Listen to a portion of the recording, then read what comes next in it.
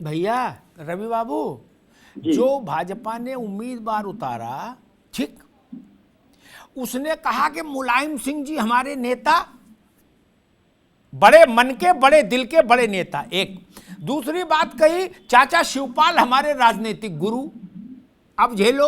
और तीसरा, आज पर्चा भरने से पहले मुलायम सिंह जी के समाधि स्थल पर गए और रघुराज शाह के सपत्नीक हाथ नहीं जोड़े ना, केवल माथा रख दिया मिट्टी, क्या माथे में मिट्टी लगाई। अब करो मुकाबला। देखिए, भारतीय रवि जनता जी, पार्टी हमेशा षड्यंत्रों के साथ ही समाज अब ये रघुराज शाह के अगर मिट्टी लगाए माथे में तो षड्यंत्र कैसा हो गया भैया? उनकी भी नहीं, आस्था वो है मुलायम सिंह जी में। मैं उस बात पे नहीं कह रहा हूँ। जी, मैं भारतीय जनता पार्टी के मुद्दों की बात कर रहा हूँ। हमेशा जाति, धर्म और अन्य षड्यंत्रों के तहत चुनावी मैदान में उतरती है, और समाजवादी पार्टी हमेशा विकास के मुद्दों को लेकर चुनाव में उतरती है। तो ये तो इसलिए आपके घर से आए हैं, रघुराज शाह के अभी थोड़े दिन पहले तो आए हैं, तो ये तो विकासवादी हो गई, तभी आपकी पार्टी में रहे इतने साल। नहीं, वो अगर बीजेपी उस दल में जाने के बाद उस दल के हिसाब से उनको चलना है, और हमेशा भारतीय जनता पार्टी जुमलों की राजनीति की है, झूठ की राजनीति की है। जी, जो बात रवि ने कही उस पर मैं एक टिप्पणी करके हरीश जी के पास आऊँगा। हरीश जी बहुत पुराने नेता हैं, उन्होंने बहुत राजनीतिक वो देखे हैं घटनाक्रम। कोई इलाका किसी का नहीं, मैनपुरी तो बाद में मुलायम सिंह जी की हुई, ठीक, ऐसा थोड़ा कि 1952 से मुलायम सिंह वहां चुनाव लड़ रहे थे ना। रायबरेली बहुत पुरानी गांधी परिवार की सीट रायबरेली अमेठी, ठीक, वहां क्या हुआ? एक बागपत बहुत पुरानी सीट चरण सिंह की, अजीत सिंह की, जयंत, क्या क्या हुआ? ऐसे मैं बहुत सारे उदाहरण गिना सकता हूं। ये देश है, इसलिए ये नहीं तर्क है कि ये सीट तो पर हमने झोला रख दिया। लोकतंत्र झोला थोड़े ना मानता भाई, वो राजतंत्र में संभव है, लोकतंत्र में कहां संभव है। ज्योतिरादित्य सिंधिया को चुनाव हरा दिया, ज्योतिरादित्य सिंधिया के कार्यालय के एक सहायक रहे ने लड़के ने।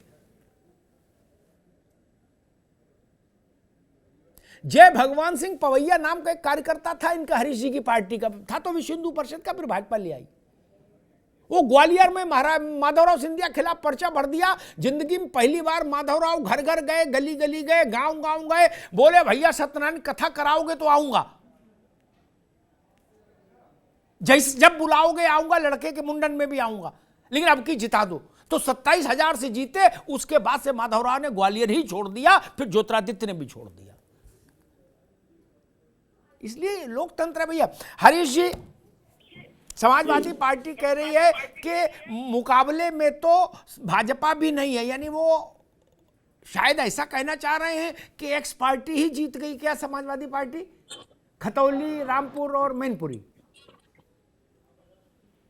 देखिए, ये कोई भी राजनीतिक दल या कोई भी राजनीतिक नेता को यह गलतफहमी नहीं होनी चाहिए, लोकतंत्र में आला मालिक जनता जनार्दन ही है जी, जमींदारी जनता जनार्दन की है, न किसी दल की है, न किसी नेता। कह रहे थे कि समाजवादी पार्टी विकास की राजनीति करती है, और ये तो संविदित है। लंबे अरसे से समाजवादी पार्टी बनी है, दल बनी, ये दल केवल जात पात की राजनीति करते रहे। ये तो पूरा दस्तावेज है इसका। तो अपनी अपनी सबकी अवधारणाएं हैं, और समाजवादी पार्टी 2022 की लोकसभा के विधानसभा चुनाव के पहले भी वो अपनी सरकार बना चुकी थी। रिजल्ट आया तो सरकार योगी जी की बनी।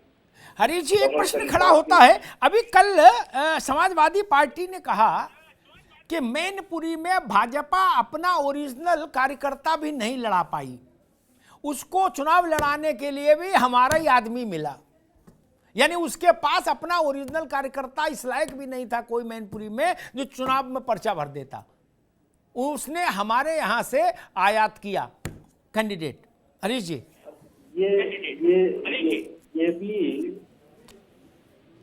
जी व्यक्ति पार्टी के तौर पे या व्यक्ति के तौर पर अगर इस मान्यता को पाले तो मुझे लगता है कि कहीं न कहीं वो लोकतंत्र में भ्रम में, राजनीतिक विचारधारा, अनेक विचारधाराओं के लोग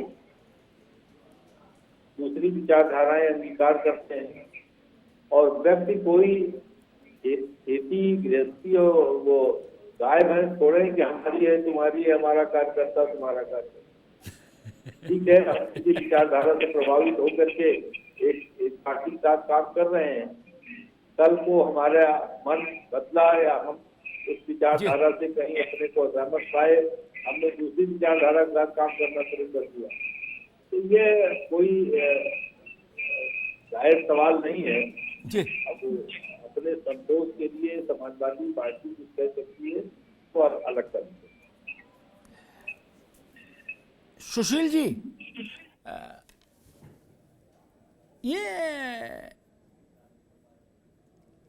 3 चुनाव जी ना तो लोकसभा और केंद्र की सरकार की सेहत पर कोई प्रभाव डालेंगे इनके रिजल्ट, ना राज्य की।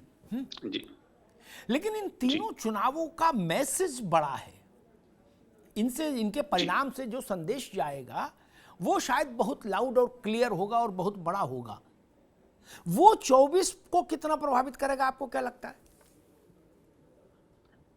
अमिताभ जी, हाँ जी अमिताभ जी, देखिए जो पहला मैसेज जाएगा जी। वो ये जाएगा कि माननीय मुलायम सिंह जी चूंकि बड़े नेता रहे और उस पूरे क्षेत्र में उनका प्रदेश में बड़ा प्रभाव रहा, तो उनका राजनीतिक उत्तराधिकारी कौन होगा।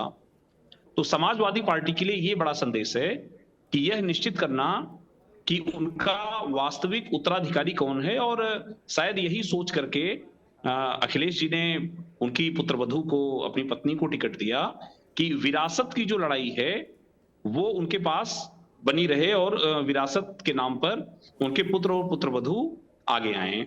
ये पहला संदेश होगा जी। अच्छा, आपको क्या लगता है सुशील जी, एक मिनट, अगर हम मैनपुरी की बात करें, मैनपुरी में मुझे ऐसा लगता है कि आप इस बात से सहमत हैं कि अगर भाजपा चुनाव हारी और सपा चुनाव जीती तो बहुत बड़ा मैसेज नहीं होगा, क्योंकि वो एक स्वाभाविक तौर पर एक बात दिमाग में है लोगों के कि भाई मुलायम सिंह जी की सीट है, उनको एक इमोशनल वेव होती है। अगर इसके उल्टा परिणाम हुआ, समाजवादी पार्टी हार गई और रघुराज जीत गए, तब शायद बहुत बड़ा परिणाम संदेश होगा।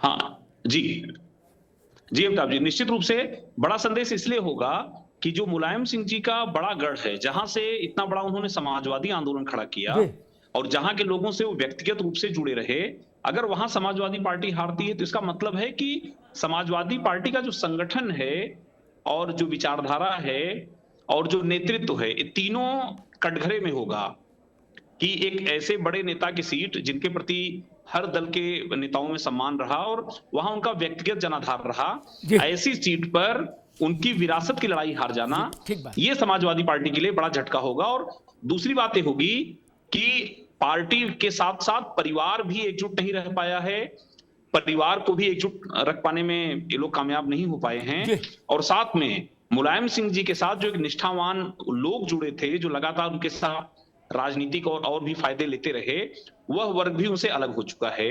अगर समाजवादी पार्टी वहां हारती है तो यह संदेश निश्चित रूप से बहुत महत्वपूर्ण होगा राजनीति में। रवि जी, चाचा कहाँ हैं? आप तो लगातार उनके बारे में कुछ ना कुछ जारी कर रहे हो सूचना कि भाई वो स्टार प्रचारक है, लेकिन चाचा हैं कि घूम सब जगह रहे हैं, एटा इटावा मैनपुरी में ही है, उससे बाहर नहीं जा रहे, लेकिन बोल नहीं रहे, ना हाँ बोल रहे ना बोल रहे। रवि जी, चाचा जी का आशीर्वाद हमेशा। अरे तो आशीर्वाद बोलेंगे कि नहीं बोलेंगे बाबू? बोलेंगे।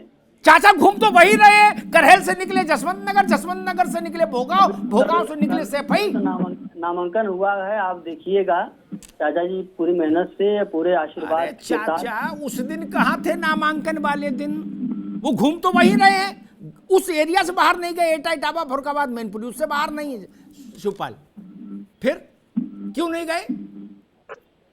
चाचा जी का आशीर्वाद पूरी तरह से है और वहाँ पे समाजवादी पार्टी बहुत ही ऐतिहासिक जीत मैं करेगी। वही तो पूछ रहा हूँ रवि और- बाबू, आशीर्वाद बोलेंगे कि नहीं, नहीं बोलेंगे अभी तो कि एक बोलेंगे। तरफा ही चलेगा, एक तरफा हाँ। इश्क?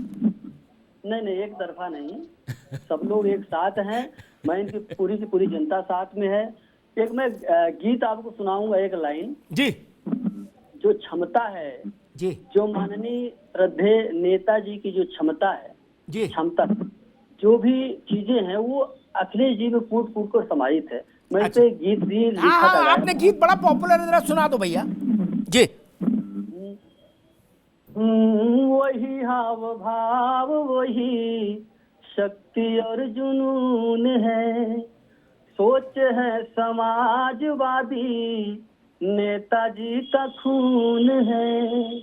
वही हाव भाव वही शक्ति और जुनून है, सोच है समाजवादी नेताजी का खून है। देखो यही चर्चा है अब पूरा देश में, देखो यही चर्चा है अब पूरा देश में, नेताजी नजर आते हैं भैया अखिलेश में। वाह वाह, क्या बात है रवि बाबू, वाह वाह वाह, बहुत अच्छा लगा भैया। मैं